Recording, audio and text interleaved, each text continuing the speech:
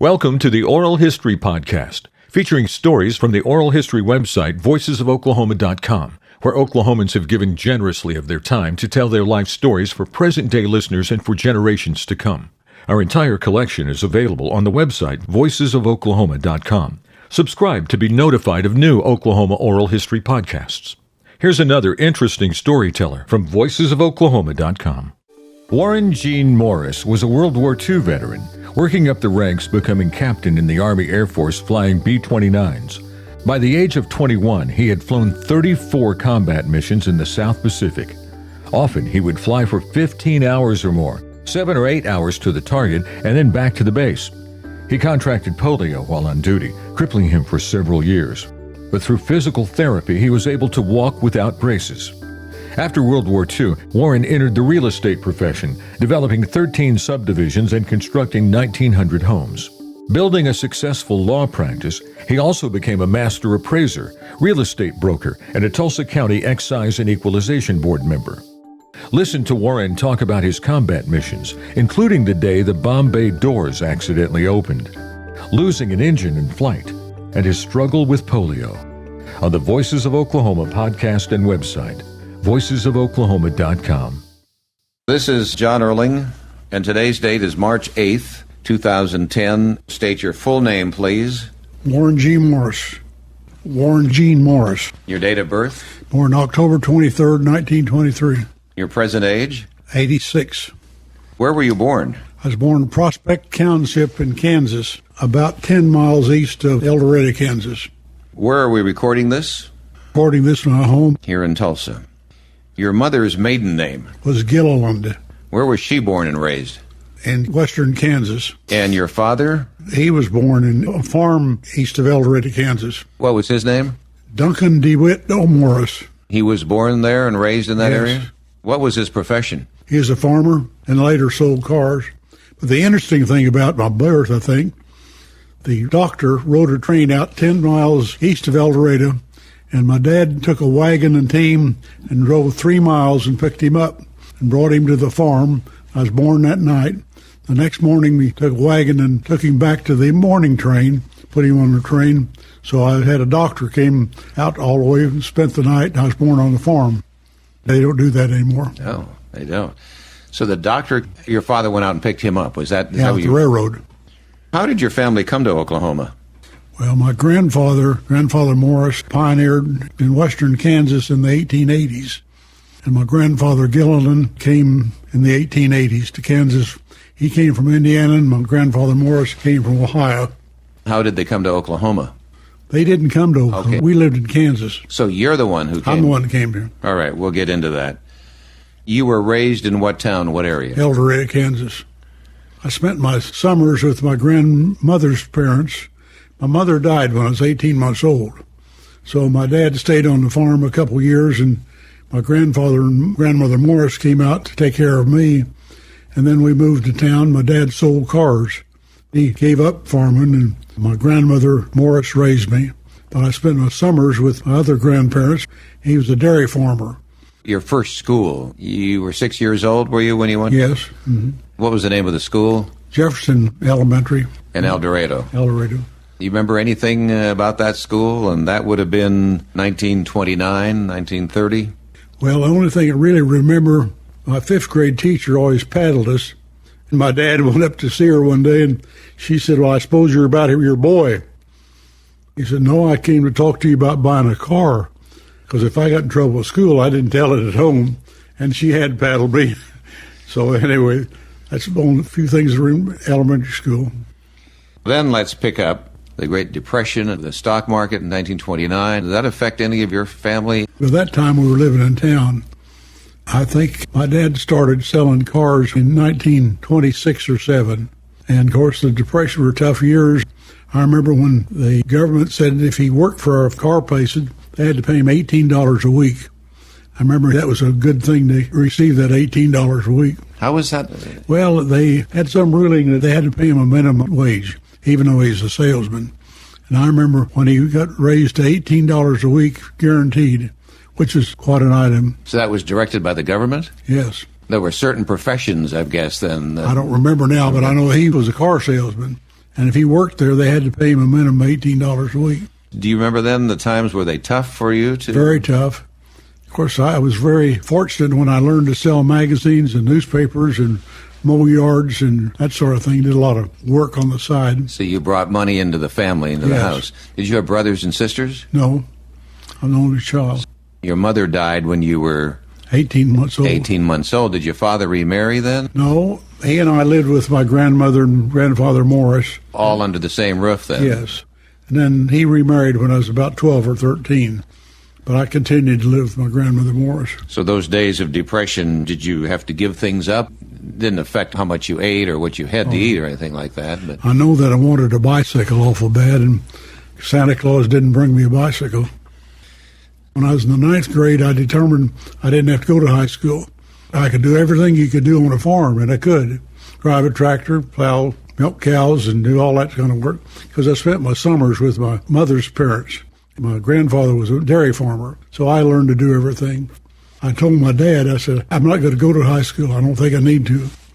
He talked to me a long time, and he said he wanted me to finish high school. If I finished high school, then he would help me get started in the farming business, because I had to buy tools and equipment, and he'd help me start farming. so then you did go to high school? Oh, yeah, I finished high school and a year and a half of junior college, What year did you graduate from high school? 1941, Then you were 18 18. years old in 1941. Do you have any overall remembrances of the music or movie stars? Not really, because I worked 40 hours a week. I went to work for my Uncle Ed in a filling station. I worked 5 hours every day during the week and 10 hours on Saturday and 10 hours on Sunday. Beyond school? You're going to school and working both? Yes. I did that 3 years of high school and a year and a half of junior college. Then I went in the Army. So by the time you went in, you were 19, 20? 19 in 1940. 3. Active duty on February of 43. We all know that the United States was then involved in World War II. Pearl Harbor had taken place in 1941. Why did you join the Army? But I wanted to fly. Okay, so you had developed an interest in flying Oh, yeah. even before the Army came along. Yes. So where did that come from? Here you are, a farm boy. Oh, I just met guys that came back from flight school. Seemed like that was the place to go. So I wanted to go to flight school. At the time, they were drafting people as Oh, well. yeah. Mm-hmm. So you Volunteered. before the draft came Yes. to you. Where did that all take place? Well, I went on active duty to Jefferson Barracks, Missouri in February of 1943. Was that basic training? Well, it was just kind of a holding. That was the starting. That's where you first went in. Yes. I was And- only there about a month. And then they sent us to Beloit College for some training prior to going on to cadets. They probably knew that you would qualify eventually to be a pilot because you took tests, I I took suppose. all kind of tests. At Beloit, we just had ground school. From there, they sent us to Santa Ana, California for pre-flight. We spent 3 months out there in pre-flight, learning aircraft identification and Morse code and that sort of thing. Learn how to exercise. Prior to that, and you were on the farm, you heard news, I suppose, on the radio about the war, about World War II, and prior to even 1941, Oh, yes. and kept track of all that. Do you remember listening to Franklin Delano Roosevelt on the radio? Oh, yes. Particularly remember the day they bombed Pearl Harbor. Where were you then, and how did you hear about it? It was on Sunday. I was working at a filling station. We had the radio on. I'd never heard of Pearl Harbor at the time. What was your reaction when you heard that? Well, I was terribly upset about that, of course. But I knew eventually I'd go in the Army, so I joined the Army to be a cadet. You chose the Army and not the Air Force? Well, then, see, it was the Army Air Corps.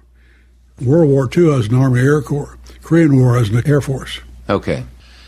FDR had these fireside chats. Do you remember listening to those on the radio? Yes. My grandfather, Morris, was not a fan of FDR, I know. Oh, really? Why was that?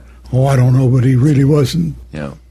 You heard about Germany and Adolf Hitler on the radio and heard all of that. The main inspiration came after Pearl Harbor. People had gone to flight school, and I thought that was the thing to do. Once you had gone through your basic and your flight school, you were eventually given an assignment. I graduated from flight school in March of 44, class of 44. Then we sent me to Roswell, New Mexico to fly B-17s.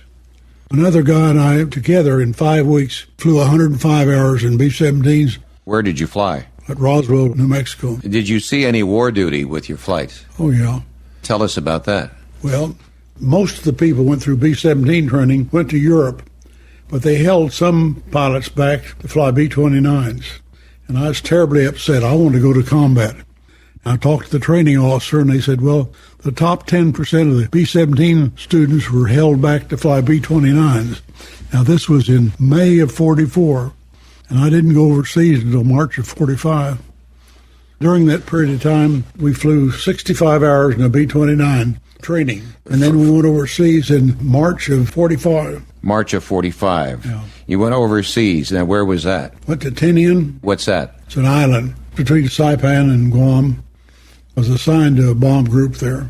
You were flying a B-29? Yes. You were the pilot. I was a co-pilot. Your first missions, what were they? What were your targets?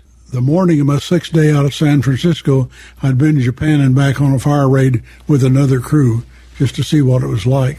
A fire raid, what's that? Well, we firebombed Japanese cities. And then we dropped mines in the sea. On the end of the last mission of the war, I was over Japan on my 34th mission, and I was an airplane commander. I got promoted to be an airplane commander. We heard over the radio the war was over. It's 14th of August, 45. From 12th of March to the 14th of August, I've flown 34 missions. I asked my navigator to give me a heading to Hiroshima. So I dropped down to Hiroshima, 3,000 feet, and flew around Hiroshima, flew around Japan, wanted to see the towns that we'd burned out. I was on all those fire missions when we bombed Japan. A B-29, can you describe that plane, what it was like? Did you like that plane? Oh, yeah. It's the biggest plane we had then. We could carry 20,000 pounds of bombs, 4 engine, had a lot of engine trouble with them. They're pressurized. When they first started using them, they were flying from India into China and then to bomb Japan. Well, they tried to bomb from 28 to 30,000 feet, and they weren't hitting anything. Then later, after they took the Marianas, they were still bombing from altitude on 20 to 25,000 feet, and they weren't hitting anything. That was a big problem. Curtis LeMay came over. He was a colonel in the Air Force. He came over, and he decided the thing to do was pull us down to 5,000 feet. So the 12th of March, they bombed Tokyo. 350 planes hit Tokyo. And I got there 2 days after that. But they burned Tokyo, had lots of repercussions over that. But he took a gamble. He had them bombing from 4,000 to 5,000 feet. The advantage, you didn't have to take all that gasoline to get up to altitude. And that was a big problem we had, was running out of gas and engine trouble. It was a big gamble on his part, but it hurt. So from then on, if we flew a daylight mission, we'd fly at 4,000 or 5,000 feet to Japan and then climb up and get in formation and go into a daylight target. But the bulk of our bombing was at night, and we bombed by radar. They found they could be more efficient bombing through an undercast. They had special targets. Everybody tried to hit that target. Well, if that target was off, everybody was off. And they found if we bombed through the clouds, got a lot better efficiency. So then they had us bomb by radar. Radar found a land-water contrast, and then they'd fly off that contrast to a heading and then drop our bombs. Everybody tried to hit the middle of the target. We bombed cities like Osaka, Yokohama.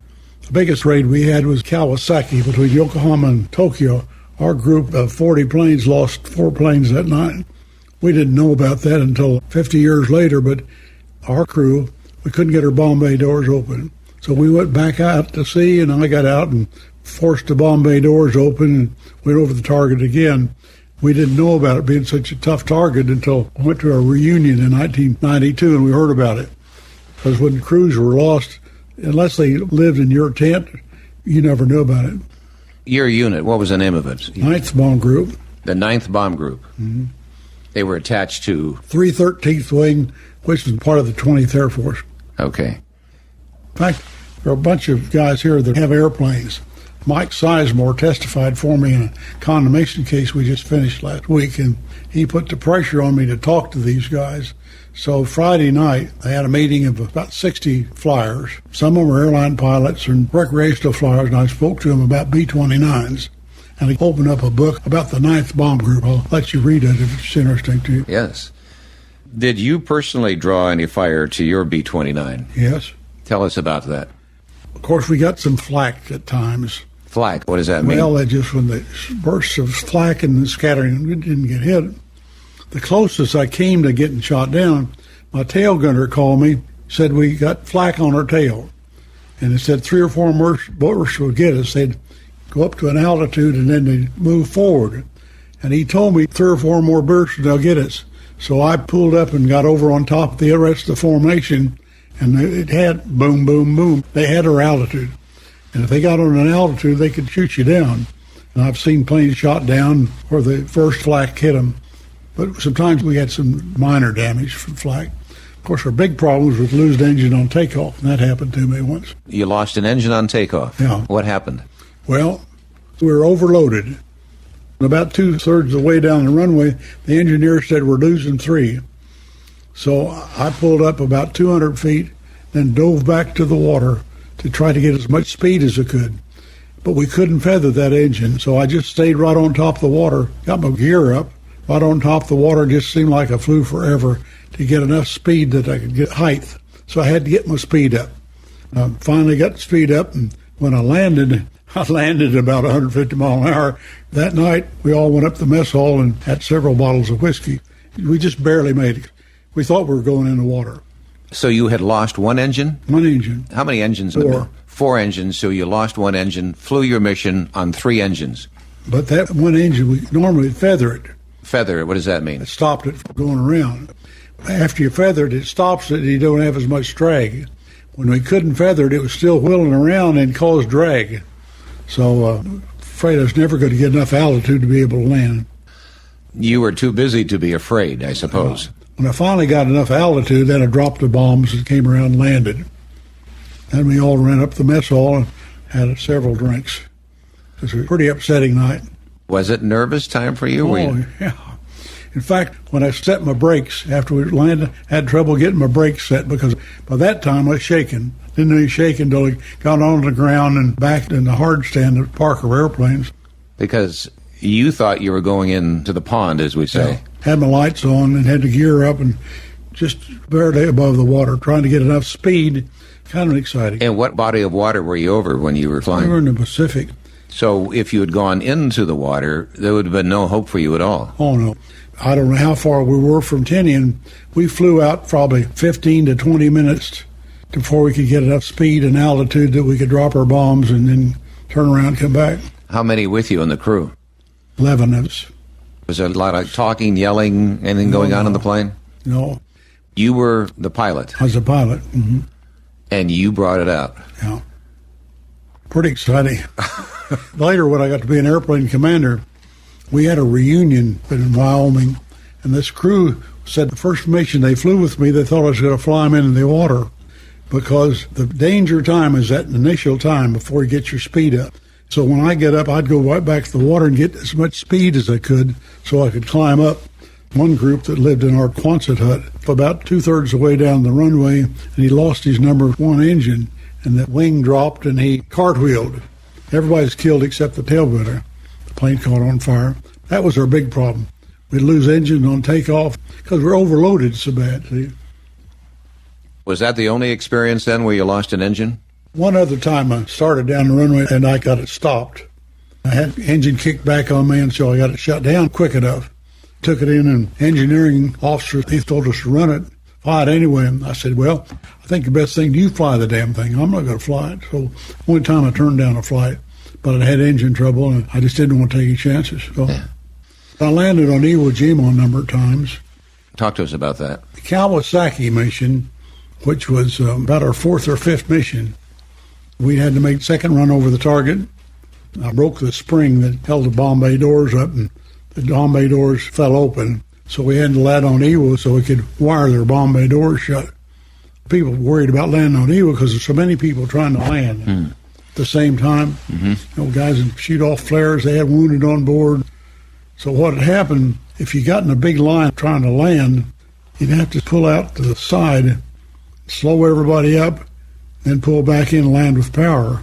They'd have maybe 20 or 25 planes on final approach at the same time. Everybody that came back from missions would be 12 people shot up. In the very beginning, they had gasoline in one of these little farm trucks. By the time the war was over, they had a modern gas system there, just like you'd on a major airport. I landed probably 5 or 6 times. When I got to be an airplane commander, the first time I flew with that crew, I got back to Iwo and asked my flight engineer, how are we doing on gas? And he said, I don't know. Well, when he didn't know, I landed on Iwo Jima anyway for gas. But I landed several times where we'd have engine trouble. Gas was a big item. We were always fighting fuel consumption. See, we didn't have very good gauges. You took flak. Just some scattered holes in the plane, not of any consequences. On a daylight mission, when we'd be at 12 to 15,000 feet, the fighters would come through us. They'd make a pass through us. By the time they get turned around and trying again, we were gone. The last day of the war, they had 800 B-29s over Japan in 24 hours and 200 fighters. They wanted to have 1,000 planes. They just couldn't get 1,000 ready. So we had 800 B-29s bomb Japan in that 24 hours. And when you were flying, you were very close to these other planes. On the daylight missions, when formation we were, at night we weren't. Everybody tried to hit the middle of the target, bomb individual. You'd see the first fires ahead of you, and 6 minutes later, by the time you get up there, the smoke could be up to 50, 60,000 feet. Cities burned that fast. So at night you weren't close, but how close would you be flying in formation, daytime flights? Within 50, 60 feet for the wind. Yeah. Did planes ever get too close and collide from Not that I know of. For those of us who are just watching this through your mind, it's hard to believe that you could be that close to other planes and not have a problem. You were dropping bombs. You weren't to shoot at other planes, were you? The B-29 just dropped bombs. Dropped bombs, Now, we shot at their fighters when they came through. And would your gunners from your plane shoot other planes down? Never had, no. We didn't hit them. You said 34 missions on a B-29. Mm-hmm. How long were you up on a mission? 15 hours. 15 to 16 hours. They had an article in a national magazine, and the guy that wrote the article said of all the people on that last mission, I was the only one who remembered it. And I remembered it because I dropped down and flew around Hiroshima. Nobody else remembered doing that. Some national magazine had an article and quoted me on it. You were flying for 15 hours? Yeah. Tell us how you could do that. How did you fly for 15 hours, and why did you? You were flying from your station to the point of target, and that took how long? About 7 hours, 7.5. Depending on just where you hit the target. How long would it take you to drop your bombs? Not very long. We might be over Japan maybe 20 minutes or 30 minutes, not very long. At night, we dropped mines by parachute. Water mines, and dropped them in the water, but dropped them by parachute. And then they floated. When ships came over, they'd go off. They had the inland sea, which connected all of Japan. All the major cities were off the inland sea. We shut down all of the traffic from one city to another during July of 44. By dropping these mines? Mm-hmm. Boats would come up and hit them? Yeah, when they went over them, the mines were timed. They might go over the first ship that came over, or it might not go off to the fifth ship. They had them timed at different amounts. So it wasn't a matter of hitting, it was a matter of timing. The mines were timed. Some of them were timed that the fourth ship could go over it before it was floated. Some of them the fifth ship, some of them the first ship. Did you drop those mines out of your B-29s? Mm-hmm. We dropped them from about 4,000 feet by parachute. Our radar navigator would line us up on the channel. You obviously knew what your mission was, and you knew that we had been attacked by the Japanese. So I guess there was no feelings about when you drop a bomb and you know you're destroying cities and people are being killed as a result of that. Did you think much about that? Sure. But you got to turn that off your brain. Nothing I could do about it. We're doing it, and there's no point in worrying about it. Any other close calls? No, not really. So you, I guess, felt like you were invincible? I mean, you went up all these times, 25th time, 26th time, and I guess it was a job, wasn't it? Well, but towards the end, after I got up to 30 missions, and I really got concerned when a name would go on the list for flights. Why 30? I don't know, but towards the end, I'd gone so far and just had a few more to go. See, I only had one more mission to fly, and I could have come home anyway, even if the war hadn't been over. Oh, so when somebody had flown 35 missions, that was it? That's right. You were done. You know, in fact, because that 509th group that dropped the atomic bomb were on our field, C-54s came in every day with supplies from the state. So sometimes people get their missions in at 9 o'clock in the morning, go home that afternoon. There just had a lot of traffic in and out. That ship, the Indianapolis, you remember reading about that brought the atomic bomb parts to Tinian? It was offshore. It was later sunk with the Japanese. That 509th group, we used to trade whiskey for ice cream from their people. They had all kinds of food. They were on the same field we were. But we didn't know what they were doing. They were flying practice missions. I never heard of an atomic bomb till after. Tell us where you were when they dropped the atomic bomb. I was on Tinian. And that was an island? Oh, yeah. So it's in the Marianas Islands. In the Marianas, you've got Guam, Tinian, and Saipan. It's about 100 miles down to Guam and 15 miles over to Saipan. We had 4 8,500-foot runways on North Field where we were. They built them out of coral. The atomic bomb came off your island, yeah. And you had no idea. We knew they were doing something special because they had guards around, and their planes were maybe 300 feet from where my plane was. We knew that something special because they flew practice missions all the time. They were not flying combat like we were. They were flying B-29, but C-54 cargo planes brought people and experts in every day. They flew in from the States with supplies. A lot of flights came in because the 509th, the group that dropped the atomic bomb. The Indianapolis, if you remember, the Indianapolis was sunk after the war and a lot of people killed. Well, they brought that bomb to Tinian. I remember seeing it come up to shore. But you didn't know an atomic bomb was on that. I never heard on of the it. Indianapolis. We just knew they had some special project. We didn't have the idea, and they were very secretive. We never talked, other than we traded whiskey for ice cream with them. Each officer got a bottle of whiskey a month and a bottle of rum a month. So we had 5 officers on our crew, so we had plenty of whiskey in our officers' club. We traded for ice cream. What did you think then when you heard Nagasaki had been bombed? I was just amazed, just like everybody else. I'd never heard of the atomic bomb. We already knew all about it after that. They bombed Hiroshima and Nagasaki. They dropped the first bomb, I think, on the 6th of August. Then we went back to flying, went back to bombing. In fact, we had a crew from our group shot down between the 2 bombs. I think the second was the 9th. We had gone back to flying while they were trying to settle. The big argument was whether they would punish the emperor. The Japanese were holding out. I voted to save the emperor. I just wanted the war over. Didn't care who they saved. That was a big discussion going on then. They decided they weren't going to punish the emperor. The end of the war was August 14th of 1945. When did you leave the Army Air Corps? When did you get out of the service? January of 46. The war ended. Japan surrendered, obviously. Mm-hmm. Did you hear that on the radio, that Japan had surrendered? Yeah, I heard all about it. See, and we would hear San Francisco radio sometimes on our way back from missions, and they'd say we bombed a certain target and everybody returned safely. Well, we hadn't even got home yet, but we'd hear it over the radio. How would they know? I don't know. But when the war was over, there was no way to come home. So they were sending people over to Saipan to go home on LSTs, those landing crafts. Well, I had a friend that was a Navy pilot on Guam, and I'd heard they were going to come back to Sadie's from my hometown. So I went down to Guam to visit him, see if I could get a ride back. Anyway, I found after I got down there that they weren't going to come back. So when I came back to Tinian, I was on Guam trying to catch a ride. The guy had a C-47, and he said, well, he'd take me. So I said, where are you going first? I thought either Saipan or Tinian. No, he's going to Kwajalein. I said, hell, that's on the way home.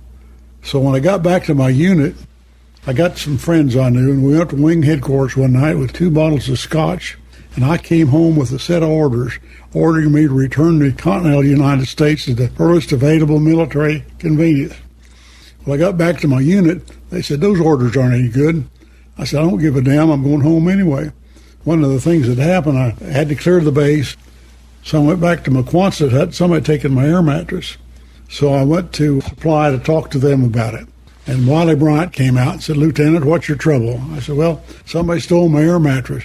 Oh, he said, "That's all right. We'll charge it off." And I said, "And I'd like to take my 45. Well, he said, "How many can you carry?" And I said, "What do you mean?" He said, "Hell, I got 300 of them. You have all you want." So I stood around a while, decided I didn't want them after I had to carry it home. And he later worked for me for 20-some years selling houses here in South Tulsa. How about That's where I met him overseas as a supply officer. He made the money playing poker to buy the town tavern at Norman when he got out. His brother-in-law ran the drugstore. So when I came back to Norman, here was Wiley Bryant running the town tavern. And he was later a car dealer up at Pawhuska and worked for me for about 20 years. Looking back, 45s are worth a lot. But 45 caliber pistol. But at the time, he said, "How many can you carry?" So I decided, "Hell, it's that easy to get them. I just won't do it." And all pilots were armed with a 45. All carried. So then Jack Payne got a B-29 and flew me to Guam. And I stood around down there for 2 or 3 days and finally got a ride on a B-24 into Honolulu. I couldn't get out of Honolulu, so I went down to the Navy. Some lady got me on a ship.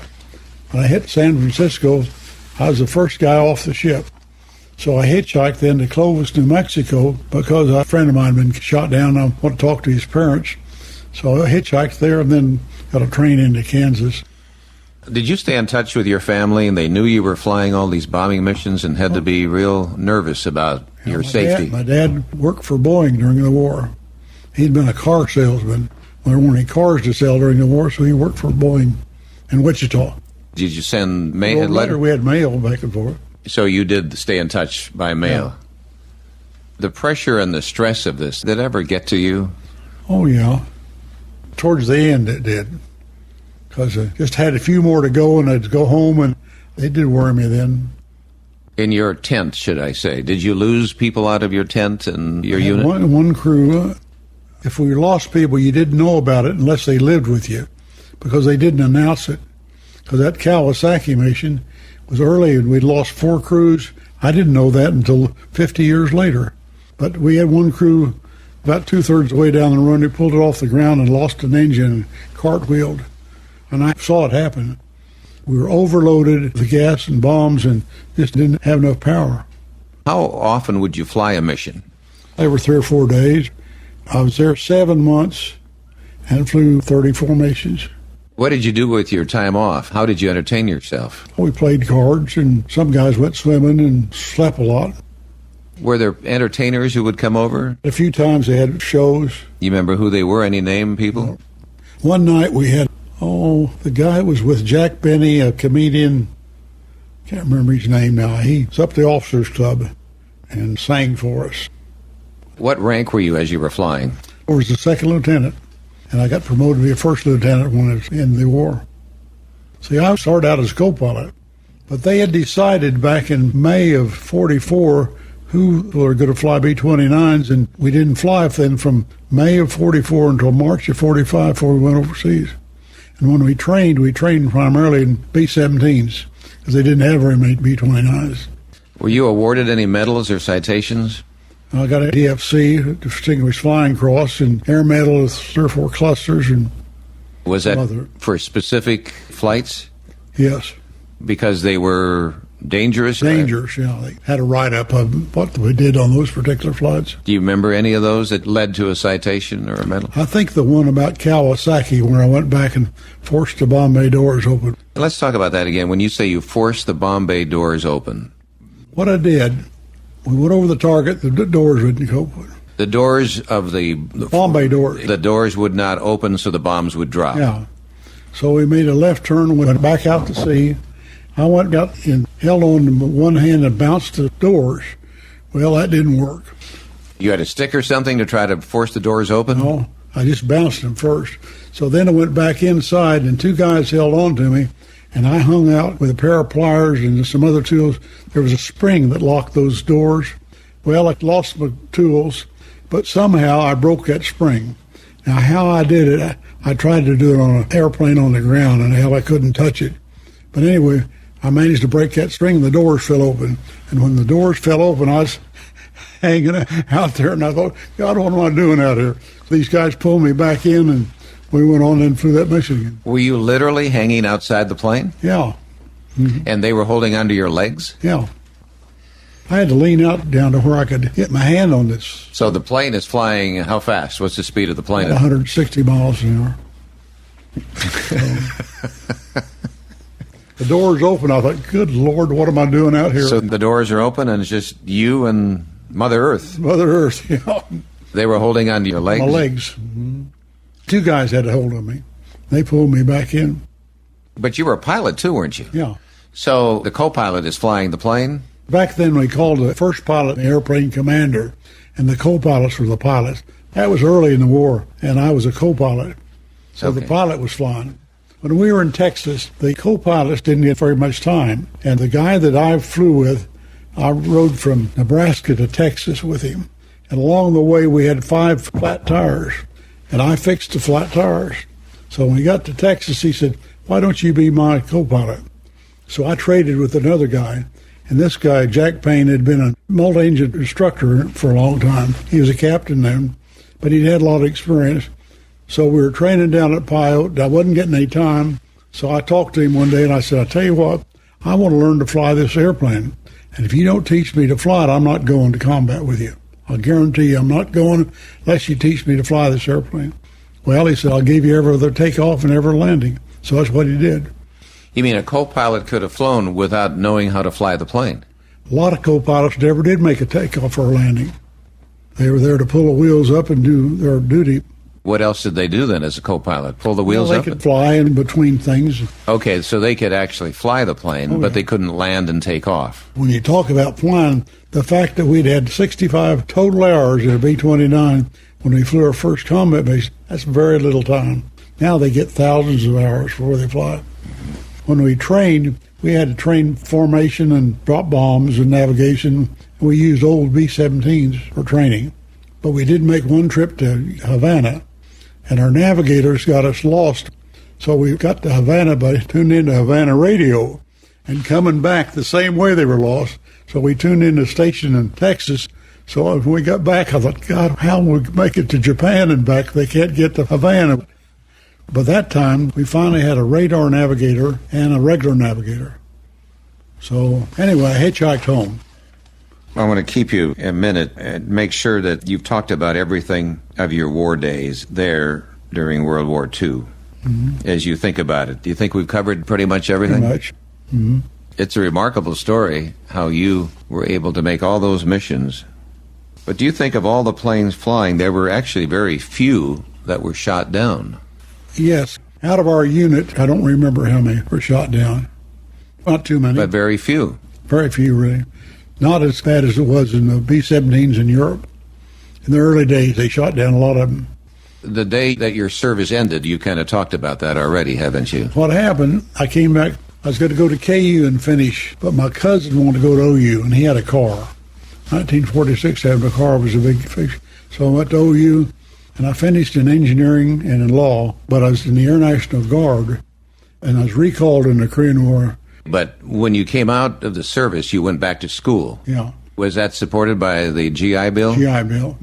So my first year of law school, I finished off 14 hours, so I got stuff like that, so I got an engineering degree at the end of my first year of law school. I had to be down there anyway. I thought I was try to get a law degree. So you came out with an engineering degree, and then you had your law degree as well. I was admitted to the bar in September of 50.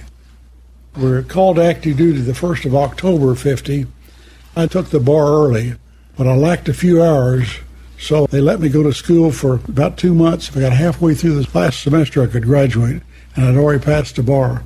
So when I had polio, I was damn glad I had that law degree, and I could do something. Again, you got out of the service in January of 46. Yeah, and I was recalled in October of 50. In 50, all right. So there's 4 years there. You went to school, got your law degree and your engineer's degree. I'll tell you what I did during the Korean War. I was in a fighter outfit, and I had a kind of a Mickey Mouse job. So I was up at Langley one day, went into deputy for materiel. I'd reviewed all the jobs I flew to. I said, I've reviewed everything, and I think I'd be a good contracting officer. So 3 weeks later, I was a contracting officer at Sumter, South Carolina, Shaw Air Force Base. and they were having lots of trouble. I had never been one, but they had 2 contracting officers there, and they put me in charge. So in 4 months, we accomplished a lot. Then they sent me to Clovis, New Mexico, rehab a base. It had been closed for 4 years. I met with General Cannon, and he said, I want that base open in 4 months, and I don't care how you do it. The Korean War was going on. They needed to pull guard outfits out of Wyoming and Colorado. So we got it open in 4 months. When that was over, they made him the contracting officer for 9th Air Force over all their bases.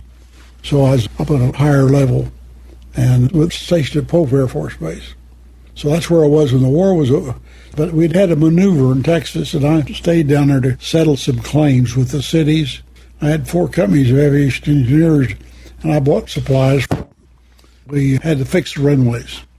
I was supposed to have been discharged the 9th of July, 1952, and I had a job with Atlantic Refining, which later became Atlantic Richfield. And they said I could go to work in September 52 as an engineer, a geologist, a landman, or an attorney. So I went back to 9th Air Force to get my orders. This guy that I worked for wanted me to finish a project. So I signed a handwritten letter for 30 days to finish this project. 10 days later, I was paralyzed in the waist down with polio in the hospital in San Antonio. That took me out of flying and out of the oil business. So I came here to work for the government as a lawyer. Then I got in the building business, and I've done a lot of things. Let's go back. When you had joined the National Guard and were called up again, what was your attitude about that? Didn't you think you'd already served your country enough? And no. A lot of times I tried to get out. But the big problem I had, I wanted to get my degree. And the Air Force wouldn't give me any time off, and the Guard wouldn't either. So Joe Turner came down from Tulsa to Oklahoma City as our acting CO, and I went in and talked to him. I said, Colonel, I'm not trying to get out of going to active duty. I've been taking your money, and I'm happy to go, and found out if I could go halfway through the semester, I could graduate. And I'd already taken the bar. So he said, I tell you what you do. You come up every morning and sign the duty roster and be the officer of the day. Go back and go to class and don't say anything about it. And said, when you get so you can transfer out, tell me. And they transferred me to Alexander, Louisiana. How long did that take for you? About 2 months. I went on active duty. And in fact, Dale Fleet called me one day in conflicts. And he said, Captain Morris, I believe I'll withdraw that question. It was obvious I wasn't prepared. But I went to school for about 2 months, got enough hours in so I could get my degree. But I'd already passed the bar. And then you went in, and you took up your first assignment then. I went to Alexander, Louisiana, and I had kind of a Mickey Mouse job. I was in charge of the service clubs and on several different jobs. Langley was our headquarters, but I wanted to get somewhere to get some experience. When I was up there, the deputy for material ran everything while in construction. So I went in and talked to him and told him I had a degree in engineering and law. I thought I'd be a good contracting officer. Well, I didn't realize it, but they were having lots of trouble at Shaw. 3 weeks later, I was at Shaw and the contracting officer. So I talked to the base commander. I said, you've already got 2 contracting officers. He said, you're in charge. I'd never been a contracting officer. We had a lot of construction jobs, which I managed. You managed to do it, and you saw your way through then to 1952. As soon as that was over, the deputy for material for 9th Air Force called me one day and wanted me to come to Pope Air Force Base. So I went down and checked out at AT-6 to go up there. The word came down the base commander I wasn't going to go. So I went back to my office, and this colonel called me and said, I told you to come up here. I said, the base commander said that I'm not going to go. So he said, well, just wait there a while. Finally, about an hour, he said, we got it worked out. You can go to Clovis on temporary duty. He's agreed to let you go for 4 months on temporary duty. He didn't let me go. When I was up there, I said, if you stay in Clovis, tell me and I'll take my wife and we'll move out to Clovis. So he called the commanding general and said, General, Captain Morris is here. Can we assure him he's going to stay in Clovis?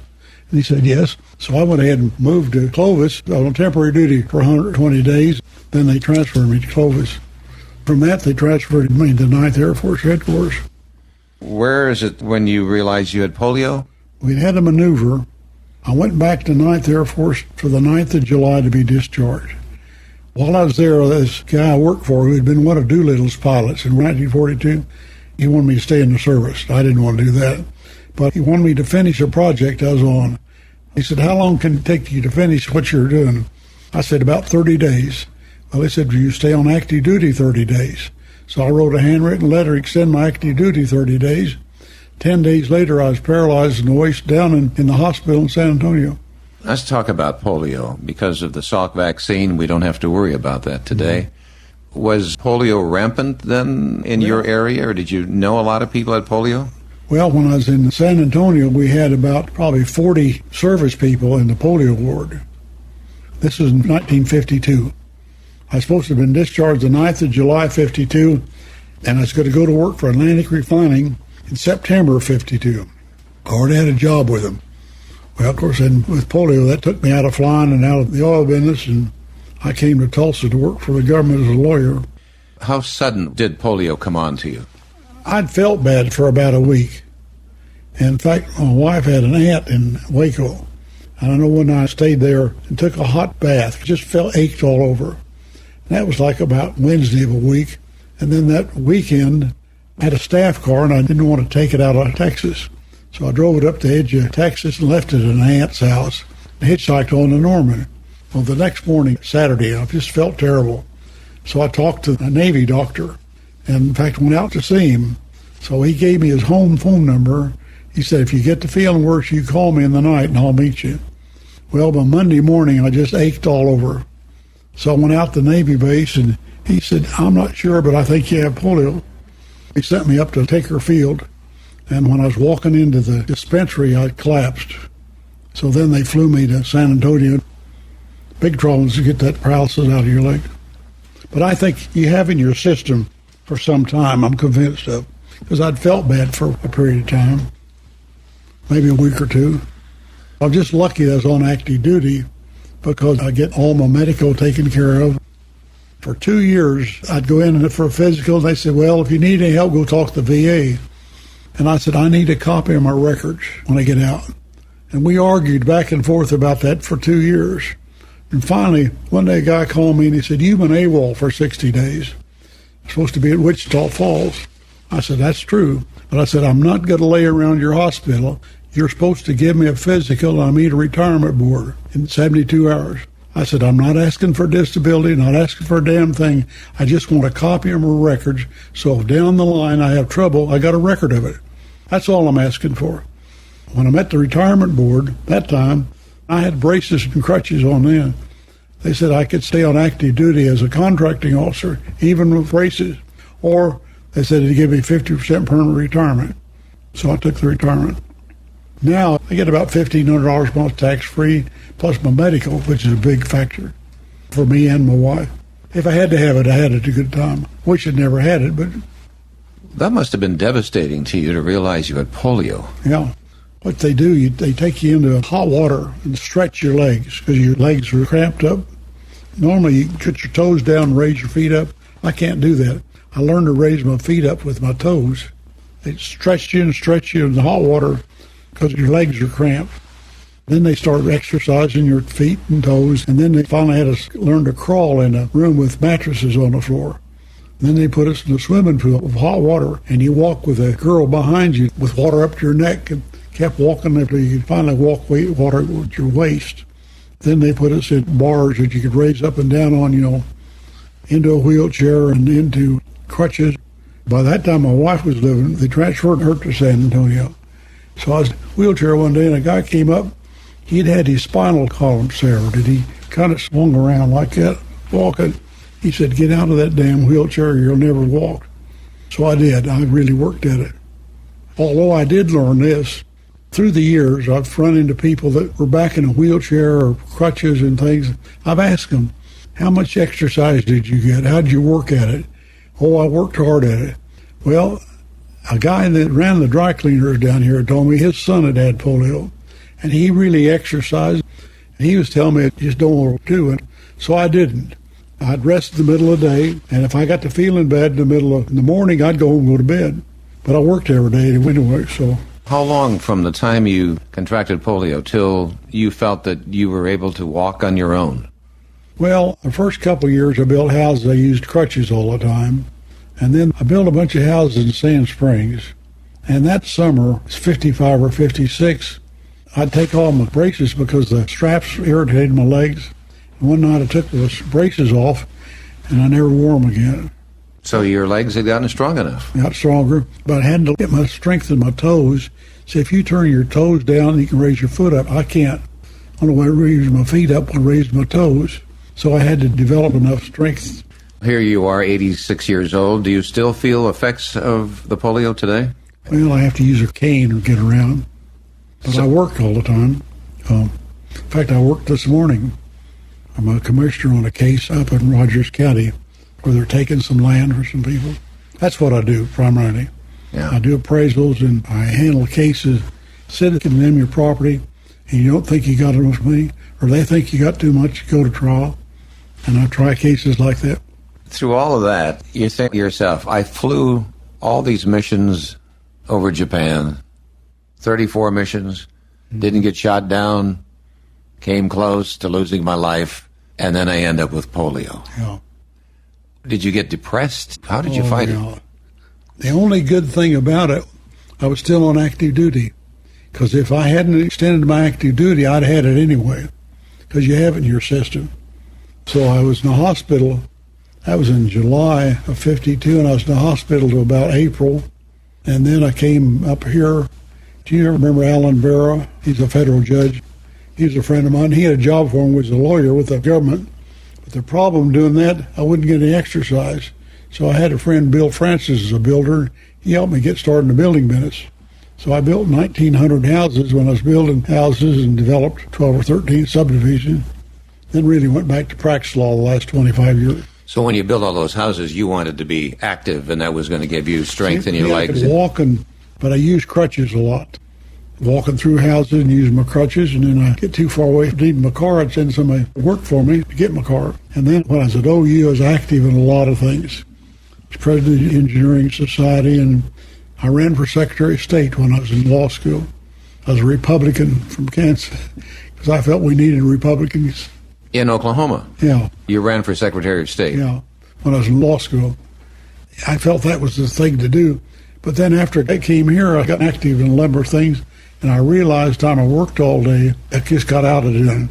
If I owed you a favor, I'd return that favor, or I had somebody work for me return it, and I just quit getting favors from people. You know, you just get involved in so many things. What year did you run for Secretary of State? 1950.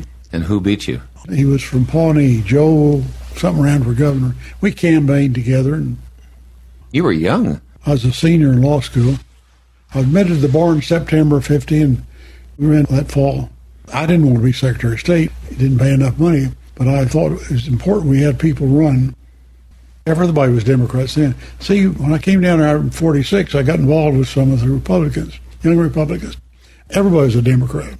We had some oil men from Tulsa, Mr. Skelly, Bailey Vincent, some others. They put up money and paid us to go into towns in southern Oklahoma and find Republicans. Well, my Uncle Wilbur had been the postmaster in El Dorado in the Hoover administration. So I found if you found the postmaster during the Hoover administration, that gave you a lead for a Republican. Our job was to find Republicans so they'd have somebody they could write to. And there's towns we couldn't find any Republicans.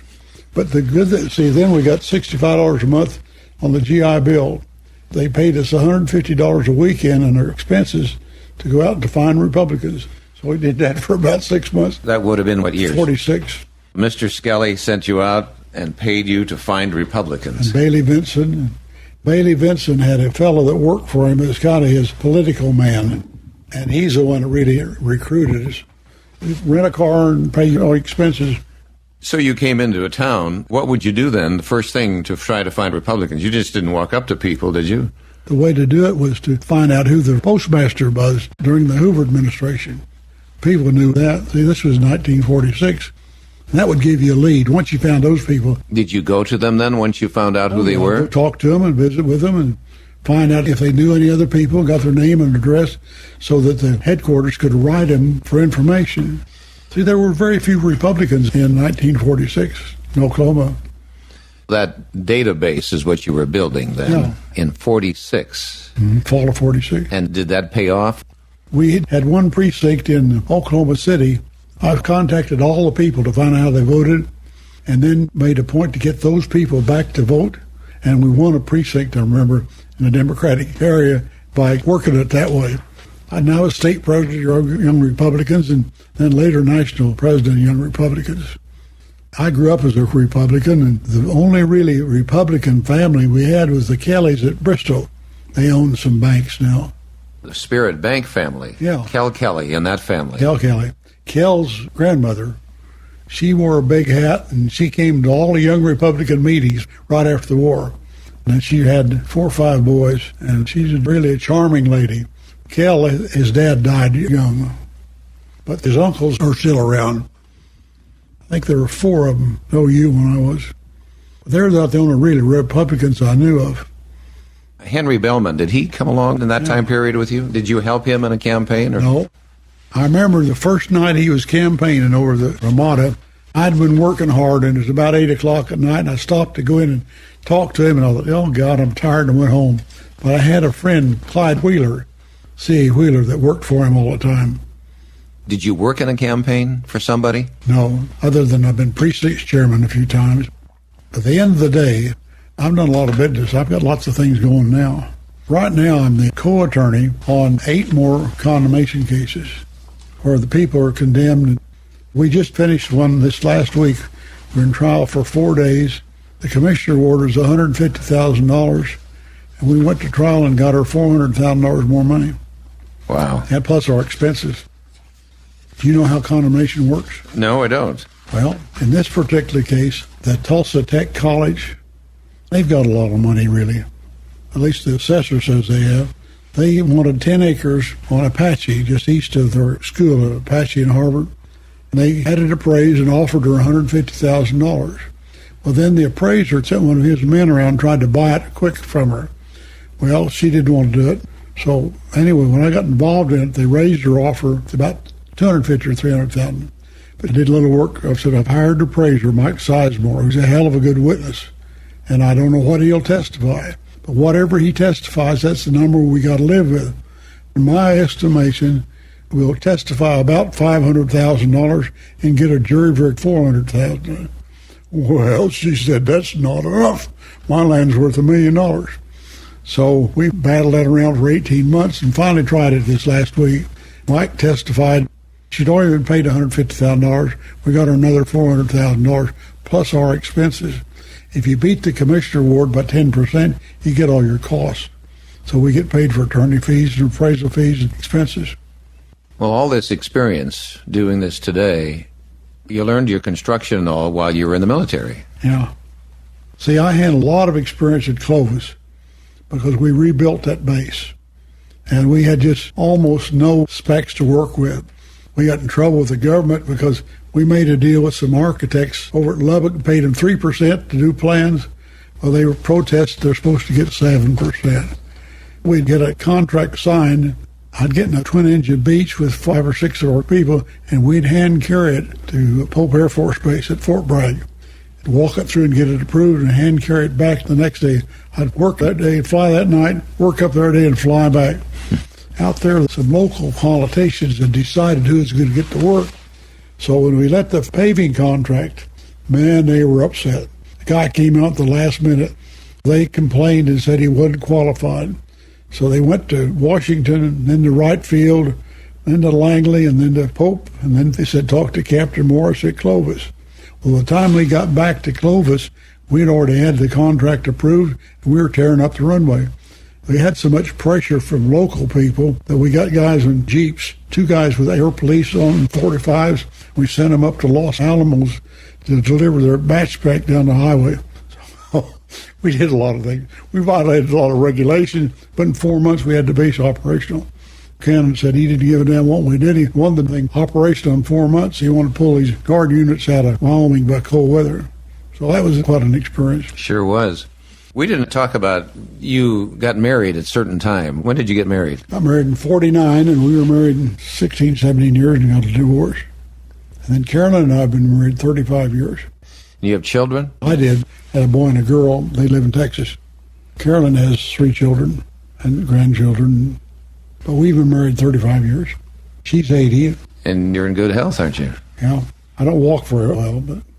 But after polio, the fact that you could begin to walk again and walked without your braces, was that unusual for polio patients? I don't know. I think a lot of it was I never got too tired. I got a lot of rest. At night, I got a lot of rest. And in the middle of the day, I'd put my feet up on my desk, take a nap for 10 or 15 minutes. Done that for years. I just started using a cane the last few years because my balance isn't very good. But up until 2 or 3 years ago, I didn't use a cane. But the first years, I used crutches a lot. But I quit wearing braces in, I think, 55 or 56 when I was out in Sand Springs. I had to build up my strength of my feet, my toes. It took a long time to get enough strength. In the early years of walking without any braces, I couldn't walk too far. Was it ever determined who got polio and why they got polio? Not as far as I know. It wasn't that you had caught cold or got chilled, or there was no way you could figure out why it was. It was just that you started feeling bad one day. Mm-hmm. We finished this big maneuver. My wife was at Norman, so I got assigned down to Fort Hood to handle claims. So they left me down there to settle with the cities. We'd torn up airports. So I worked on that and settled claims. This general asked me, what should we do about it? I said, I think the smart thing to do is just go up and down the street in these little towns and see if we owe any money. If it looks reasonable, we ought to pay them. So I did that for a week or two. At all these little towns, does the Air Force owe you any money? I don't know anybody who'd done that before, but I was a contractor and had the authority to do it. Then when we fixed these runways, they sent 4 companies of aviation engineers out of Pennsylvania. And I bought supplies and asphalt and that sort of thing for them. Mm-hmm. Do thoughts of your military career, flying or anything, do they come back to you these days? Oh, yeah, you think about it. Sometimes when I have trouble going to sleep, and I think of all the places I've lived. I've lived 57 places. You won't dream anymore about flights or missions you took or anything? They don't come back to you now anymore? Sometimes when I have trouble going to sleep, I think of a certain place in my life and where I'd been and help you go to sleep. Young people will listen to this. You want to give out any advice about life and profession? What do you say to young kids listening to this?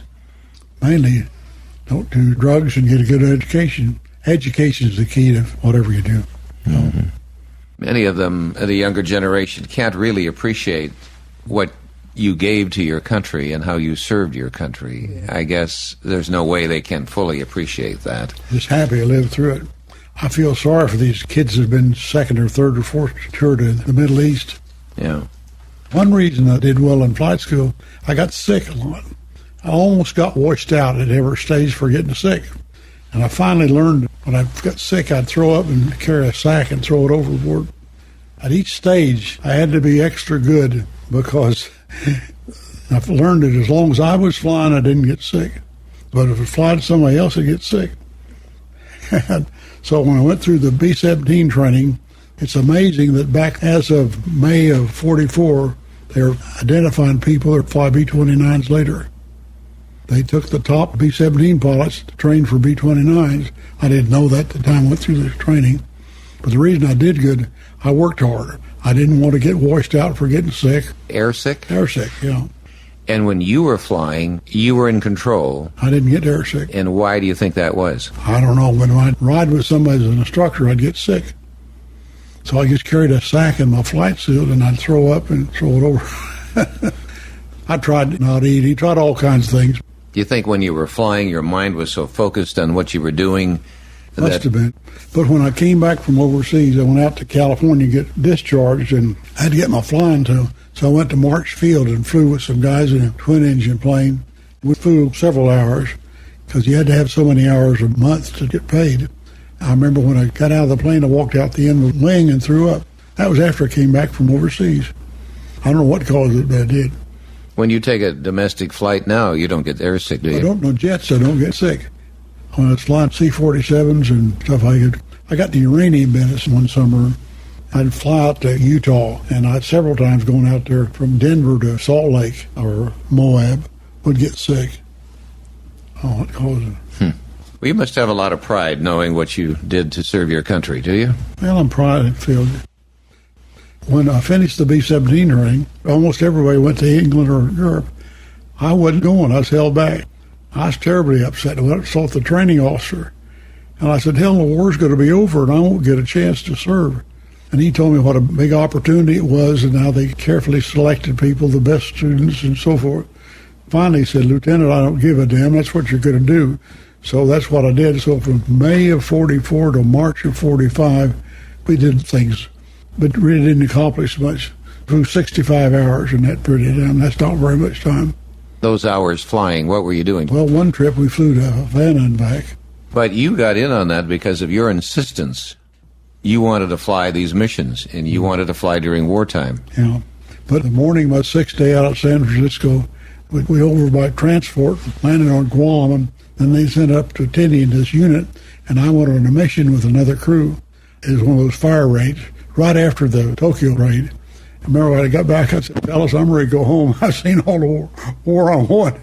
I could hardly wait to get there, but one flight I determined that wasn't where I wanted to make a career. But could hardly wait to get overseas. Thought they were never going to send us overseas. Most of the people I flew B-17s with went to England or Italy, flew B-17s. One guy I roomed with was from my hometown. He got shot down, bailed out over Yugoslavia. He's never really recovered from all of his things.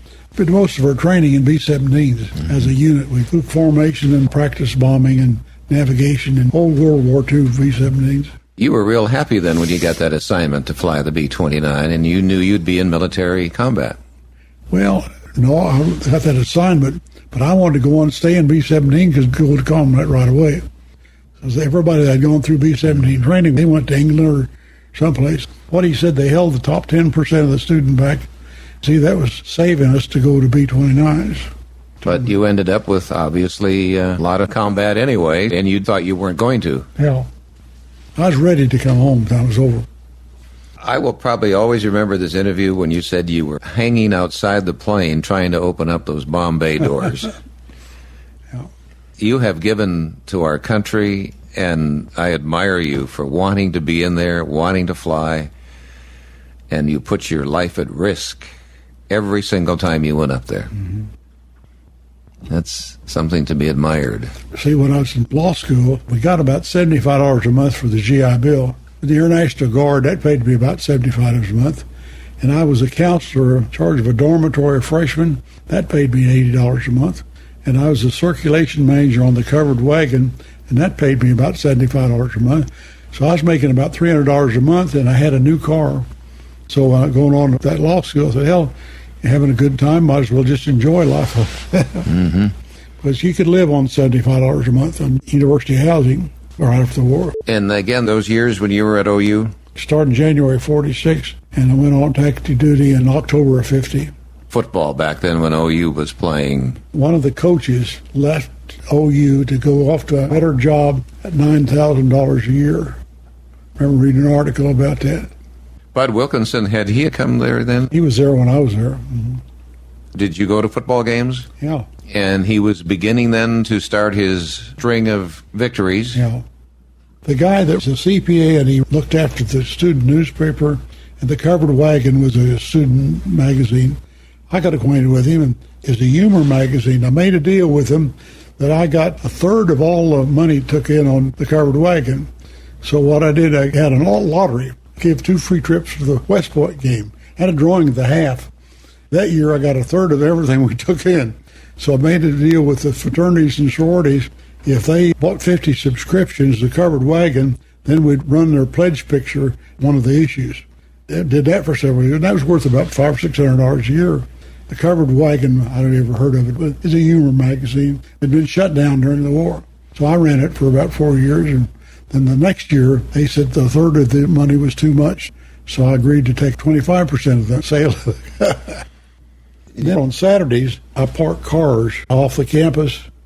I could make a couple $100 on Saturday. Back in 1946 and 7, that was a lot of money. Then also I had a deal, Mr. Bright, because he was a CPA for the publications, he had contacts with a lot of people. And they would want somebody to put handbills out at the games. They paid good money, but you had to get somebody responsible. They didn't care how much it cost. They just wanted to make sure they got handed out. So I took some of those contracts. There were always things you could do. Well, you were a businessman way back when, weren't you? Yeah. As a kid, I was, too. Got to where I sold the Saturday Evening Post and the Ladies' Home Journal. If I got any money, I had to earn it. The old-fashioned way, wasn't it? The old-fashioned way. But I would probably win the oil business in El Dorado if I had stayed there and worked for Malcolm. if I hadn't gone off to war. Was he very successful in the oil business? Well, when he died, he was worth $10 million, which wasn't bad.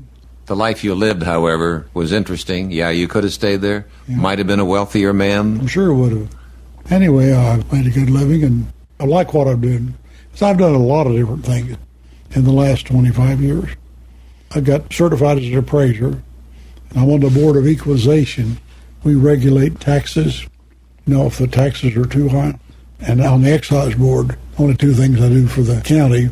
But I've done a lot of different things, developed land, and practice law. See, in the law business, you run into a lot of people who have problems, and you can help. If I got stopped as a builder for speeding, I got a ticket. Well, once I got back to practicing law, I got stopped for speeding. I'd say, well, I've got a hearing down here. Oh, well, counselor, we'll just give you a warning. So you get some prestige of being a lawyer. Mm-hmm. I had no idea doing that. I just thought it would be good working for an oil company if you had a law degree. See, Atlantic Refining later became Atlantic Richfield. Back at the time I interviewed with them back in the early 50s, it was a small company, but it was a good company. And when I was on that maneuver in Texas, I interviewed with about a half a dozen oil companies.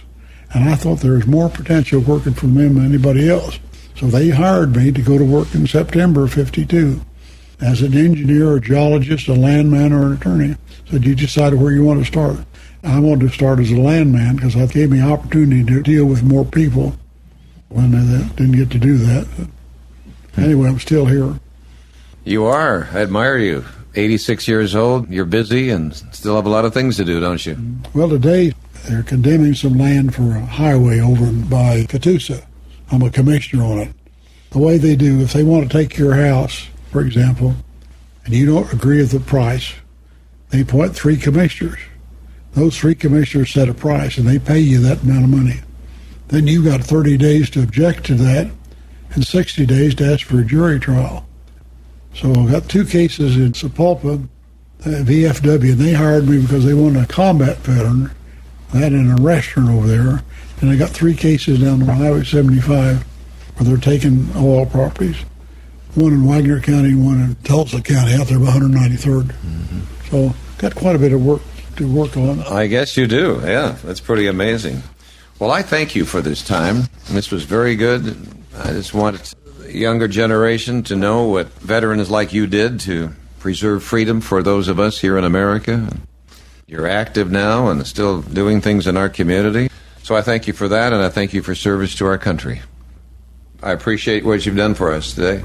You know a little more about B-29s. You have been listening to the Voices of Oklahoma podcast. Stories taken from the oral history website, voicesofoklahoma.com. At the website, you will discover an array of storytellers. Many you will know. Some will be new to you, but all will be worth your time.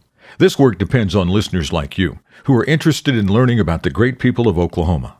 Our website provides an opportunity to donate to this 501c3 project, which preserves Oklahoma history, one voice at a time. voicesofoklahoma.com.